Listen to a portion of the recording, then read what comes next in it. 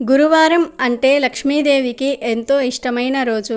ఈ రోజు ఉదయం నిద్రలేవగానే ఇప్పుడు మనం చెప్పుకోబోయే పనులు చేసినట్లయితే అపర కుబేరులుగా మారిపోతారని శాస్త్ర పండితులు అంటూ ఉన్నారు.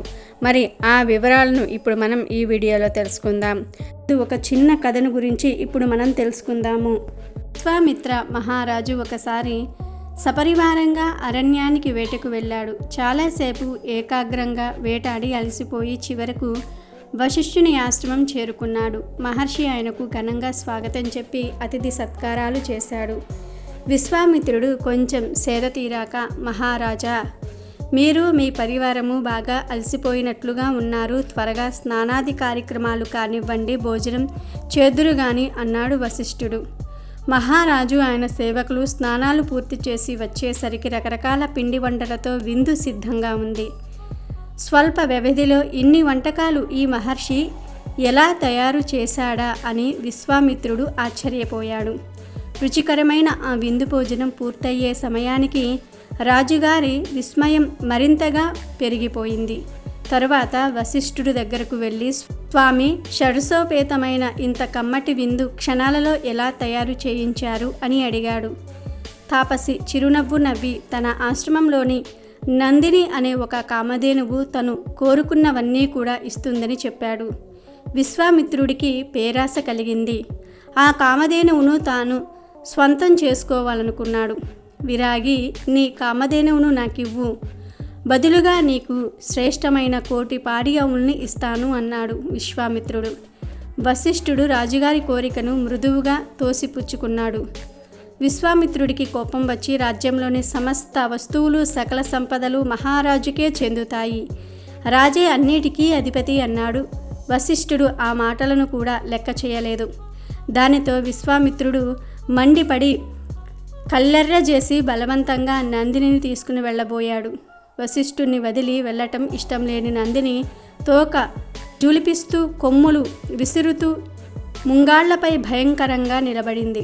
దాని శరీరం నుండి అనేక వందల మంది యోధులు బయటకు ఉరికి ఘోర యుద్ధం చేశారు. ఆ యుద్ధంలో విశ్వామిత్రుడి సైన్యం మట్టి కరిచింది, ఓడిపోయారు. ఇక లాభం లేదనుకుని విశ్వామిత్రుడే స్వయంగా వశిష్ఠుడితో యుద్ధానికి తలపడ్డాడు. విశ్వామిత్రుడు గుప్పించిన బాణాలన్నీ కూడా వశిష్ఠుని చేరగానే పరిమళ పుష్పాలుగా మారిపోయాయి.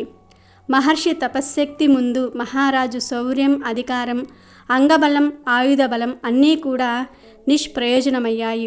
విశ్వామిత్రుడు పూర్తిగా పరాజితుడై ఖిన్నుడై రాజనగరుకు తిరిగి వెళ్ళిపోయాడు. అయితే అప్పటినుంచి ఆయనలో వశిష్ఠుడి మీద ద్వేషం పెరుగుతూనే ఉంది. ప్రతీకారం కోసం చేయని ఆలోచన, అన్వేషించని మార్గాలు లేవు.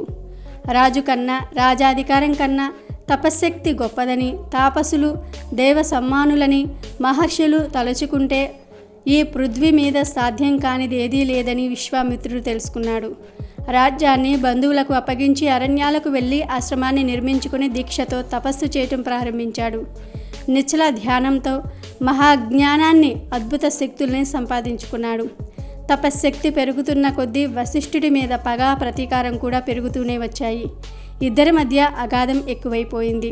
సూర్యవంశానికి చెందిన త్రిశంకు మహారాజు శరీరంతోనే స్వర్గం చేరాలనుకుని వశిష్ఠుణ్ణి ఆశ్రయించాడు. అది సాధ్యం కాదని మహర్షి చెప్పాడు. ఈ విషయం విశ్వామిత్రుడికి తెలిసి శరీరంతోనే స్వర్గం చేరుస్తానని రాజుకు హామీ ఇచ్చాడు. దానికోసం ఆయన ఒక బ్రహ్మాండమైన యాగాన్ని కూడా నిర్వహించాడు. అయితే వశిష్ఠుడు ఆజ్ఞాపించినందువల్ల మునులెవ్వరూ కూడా ఆ యాగంలో పాల్గొనలేదు. విశ్వామిత్రుడొక్కడే యాగాన్ని పూర్తి చేసి తన శక్తిని నిరూపించుకున్నాడు. అదే తపశ్శక్తితో త్రిశంకుణ్ణి మెల్లగా శరీరంతో పైకి తీసుకుని వెళ్ళిపోయాడు. తీరా త్రిశంకుడు స్వర్గం చేరుకోబోతూ ఉండగా మానుష్యమాత్రుడెవరో ససరితుడై స్వర్గద్వారం దాటి వస్తున్నాడని దేవతలు గ్రహించి పరుగు పరుగున ఇంద్రుడి వద్దకు వెళ్ళారు. ఇంద్రుడు జరిగిందంతా కూడా తెలుసుకుని కోపించి త్రిశంకుని కిందకు ఒక తోపు తొయ్యగానే అతడు తలక్రిందులుగా నేల మీదకు వచ్చి పడుతూ విశ్వామిత్ర రక్షించు అని బిగ్గరగా ఆర్తనాదాలు చేశాడు. విశ్వామిత్రుడు ఆ కేకలు విని ఆకాశం నుంచి కిందకు తలక్రిందులుగా వస్తున్న త్రిశంకుణ్ణి మంత్రశక్తితో అలాగే నిలిపి ఉంచి అతడి కోసం మరో స్వర్గాన్ని సృష్టించాడు. కొత్తగా నెలకొల్పిన స్వర్గం కోసం విశ్వామిత్రుడు మరో ఇంద్రుణ్ణి దేవతలను సృష్టించబోయాడు. దేవతలు భయపడిపోయి సమాంతర దేవతలను సృష్టించవద్దని విశ్వామిత్రుడిని అర్థించవలసినదిగా ఇంద్రుడిని కోరారు. ఇంద్రుడు విశ్వామిత్రుని దగ్గరకు వెళ్ళి త్రిశంకుడికి తన స్వర్గంలోనే స్థానం కల్పిస్తానని మాట ఇచ్చిన మీదట విశ్వామిత్రుడు ఆ ప్రయత్నం విరమించుకున్నాడు. ఇంద్రుడు తక్షణమే బంగారు విమానాన్ని తీసుకుని వచ్చి త్రిశంకుడిని స్వర్గానికి తీసుకుని వెళ్ళాడు. ఇక వీడియోలోకి వస్తే చాలామంది నిద్ర లేవటం గురించి గొప్పగా అంతగా పట్టించుకోరు. ఉదయం అలారం మోగగానే హడావిడిగా రెడీ అయి పనులకు వెళ్ళిపోతూ ఉంటారు చాలామంది. కానీ ఇది పద్ధతి కాదు. ముందుగా అసలు నిద్రపోయేటప్పుడు దక్షిణం వైపు తలపెట్టి నిద్రపోవాలి. ఉదయం మెలకువ రాగానే హడావడిగా పరుగులు తీయకూడదు. మెలకువ వచ్చిన తర్వాత కూడా 2-3 నిమిషాలు కళ్ళు మూసుకొని పడుకోవాలి. దీని వలన మీ ఆలోచనలు క్రమంగా ఉంటాయి.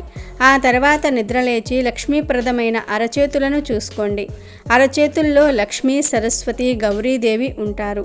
దీనికి సంబంధించి శ్లోకాలు కూడా ఉన్నాయి. కానీ ఆ శ్లోకాలు చదవవలసిన అవసరం లేదు. అరచేతుల్ని చూసుకొని స్వరూపాలను గుర్తు చేసుకోండి. కళ్ళకు అరచేతులను రాసుకోండి. ఆ తర్వాత తూర్పు వైపు కానీ, ఉత్తరం వైపు కానీ, ఈశాన్యం వైపు కానీ మంచం దిగాలి. అలా దిగగానే భూదేవికి నమస్కారం పెట్టుకోవాలి. దీనికి కూడా శ్లోకాలు ఉన్నాయి. శ్లోకాలలో ఉండేదే ఒక భావం. ఆ భావాన్ని స్మరించుకుంటే చాలు. భూదేవికి వేలు తగిలించి 3 సార్లు కళ్ళకు అద్దుకోండి. భూదేవిలోనే సర్వ చైతన్యాలు ఉన్నాయి. సహనం, ధనం, ఆరోగ్యం అన్నీ భూదేవిలోనే ఉన్నాయి. ఆమె ఎంతో సహనంతో మనం చేసినవన్నీ కూడా భరిస్తూ ఉంటుంది. కాబట్టి మనం చేసే పనులన్నీ కూడా సహిస్తున్నందుకు ఒక దండం పెట్టుకోండి. తర్వాత తూర్పు లేదా ఉత్తరం లేదా ఈశాన్యం వైపు 3 అడుగులు నడవండి. ఆ తర్వాత పంచభూతాలలో దేనికో ఒకదానికి సంబంధించిన ఒక పని చేయాలి. ఏమీ లేదు, ఈశాన్యంలో ఒక చెంబుడు నీళ్లు పారబోయండి. ఇలా పంచభూతాల్లో నీటికి సంబంధించిన ఒక పని చెయ్యండి. ఇప్పుడు మీ ఇంట్లో పూల మొక్కలు ఉన్నా, తులసి చెట్టు ఉన్నా, వేప చెట్టు ఉన్నా ఆ చెట్లను జస్ట్ ఒక్కసారి చూడండి. ఏం చేయనవసరం లేదు, మొక్కలను చూడండి చాలు. ఇది చాలా సింపుల్, 1 పైసా కూడా ఖర్చు లేని పని.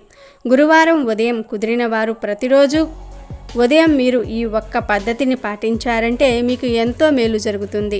వీటితో పాటు ఉదయం మీకు ఆనందం కలిగించే ఒక పని చేయండి. కొంతమందికి ఒక స్తోత్రం చదివితే ఆనందం కలుగుతుంది, లేదా ఒక దృశ్యం చూస్తే ఆనందం కలుగుతుంది, లేదా ఒక ఫోటో చూస్తే ఆనందం కలగవచ్చు, లేదా మీకు మీరే సెల్ఫ్ మోటివేట్ చేసుకోండి. ఇలా ఏదో ఒక ఆనందం కలిగించే పని చేయండి. ఇలా చేయటం వలన బ్రెయిన్లో పాజిటివ్ యాటిట్యూడ్ని పెంచే ద్రవాలు విడుదల అవుతాయి. ఆ పాజిటివ్ ఎనర్జీ మిమ్మల్ని అదృష్టవంతులుగా మారుస్తుంది. ఇలా గురువారం నాడు కుదిరితే ప్రతిరోజు ఉదయం లేవగానే ఈ పనులు చేశారంటే దినదిన అభివృద్ధి కలుగుతుంది. అద్భుతమైన ఫలితం కలుగుతుంది. ఒంట్లో, మైండ్లో చాలా మంచి మార్పు వస్తుంది. కనుక ఉదయం లేవగానే ప్రతి ఒక్కరూ కూడా ఈ పనులు చేసి చూడండి. చాలా చక్కటి ఫలితాలను చూస్తారు. కుదిరితే రోజు చేయండి. రోజు కుదరదు అనుకుంటే కనీసం గురువారం ఉదయమైనా సరే ఇప్పుడు మనం చెప్పుకున్న ఈ పద్ధతిని పాటించండి. లక్ష్మీ కటాక్షం కలుగుతుంది. గడపలేని ఇల్లు పొట్టలేని శరీరం లాంటిది. హిందూ ధర్మం ప్రకారం గడపలేని ఇల్లు ఉండదు. అయితే ఆ గడప దగ్గర గురువారం సాయంత్రం ఇప్పుడు మనం చెప్పుకోబోయే ఒక చిన్న పని చేసినట్లయితే అంతులేని ఐశ్వర్యం కలుగుతుందని పెద్దలు చెప్తూ ఉన్నారు. మనం ఆచరించే ఏ ఆచారం కూడా మూఢనమ్మకం కాదు. మన ఆచార సాంప్రదాయాలన్నీ అనేక అర్థాలను, పరమార్థాలను కలిగి ఉన్నాయి. గురువారాన్ని లక్ష్మీవారం అంటారు. అంటే ఇది లక్ష్మీదేవికి ఎంతో ఇష్టమైన రోజని భావించి పెద్దలు గురువారాన్ని లక్ష్మీవారం అని పిలిచేవారు. ఈ సాంప్రదాయం ఇంకా కొనసాగుతూ ఉంది. ఇప్పటికీ కూడా చాలామంది గురువారాన్ని లక్ష్మీవారం అని పిలుస్తూ ఉంటారు. కాబట్టి ఇంటి ఇల్లాలు గురువారం రోజు తప్పకుండా కొన్ని పనులు చేయాలి. అప్పుడే లక్ష్మీదేవి అనుగ్రహం కలుగుతుంది. గురువారం రోజు స్త్రీలు ఉదయమే నిద్రలేచి శుచిగా గడపకు పసుపు కుంకుమలు రాయాలి. గడపకు చక్కగా రెండు వైపులా కూడా పసుపు లేదా ఎరుపు లేదా తెల్లటి రంగులో ఉండే పుష్పాలు పెట్టాలి. ఇంటి ముందు ఖచ్చితంగా బియ్యపిండితో ముగ్గు వేయాలి. ఇలా చేస్తే లక్ష్మీదేవి అనుగ్రహం కలుగుతుంది. అలాగే గురువారం ఇంటి వద్ద ఉండే మహిళలు తప్పనిసరిగా లక్ష్మీదేవిని పూజించాలి. అమ్మవారిని చక్కగా అలంకరించుకొని మంచి సువాసన కలిగిన పుష్పాలతో అర్చన చేయాలి. కనకదార స్తోత్రం పారాయణ చేసుకోవాలి. ఇలా చేశారంటే లక్ష్మీదేవి మీ ఇంట్లో తిష్ట వేసుకొని కూర్చుంటుంది. ఇంటి వద్ద పూజలు చేసే అంత సమయం లేనివారు కనీసం ఉదయమే లక్ష్మీదేవి ముందు దీపారాధన చేయాలి. గురువారం అంటే లక్ష్మీదేవికి ఎంతో ఇష్టమైన రోజు.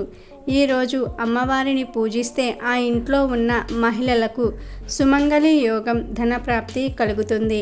ప్రతి గురువారం మహాలక్ష్మి అష్టకం చదువుకోవాలి. చదవటం రానివారు, చదివేంత సమయం లేనివారు కనీసం వినాలి. గురువారం కుంకుమతో అమ్మవారికి అర్చన చేసి ఆ కుంకుమను ప్రతిరోజు బొట్టుగా ధరిస్తే ఇంట్లో ఐశ్వర్యం వృద్ధి చెందుతుంది. లక్ష్మీమాత కరుణించి మీ ఇంట సిరుల వర్షం కురిపిస్తుంది.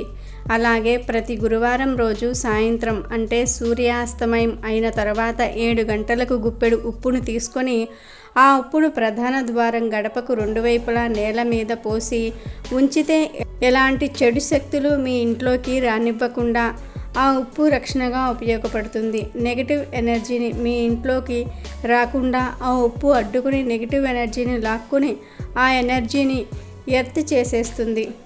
అంటే ఆ నెగిటివ్ ఎనర్జీని భూమిలోనికి పంపిస్తుంది. ప్రతి గురువారం రోజు సాయంత్రం 7 గంటలకు లేదా 7 గంటల తర్వాత గడప పక్కన ఉప్పు పోసి వదిలేస్తే చాలా చక్కగా కలిసి వస్తుంది. ఇది అనుభవంతో చెప్తున్న ఉపాయం. గురువారమే కాదు, ప్రతిరోజు కూడా సూర్యాస్తమయం తర్వాత ప్రధాన ద్వారం పక్కన ఉప్పు పోసి వదిలేస్తే మీ ఇంట్లోని సమస్యలన్నీ కూడా పోతాయి. కాబట్టి ప్రతి ఒక్కరూ కూడా గురువారం రోజు ఈ పరిహారాలు పాటించండి, సంతోషంగా జీవించండి. Thank you for watching our video. Please do subscribe and like the video.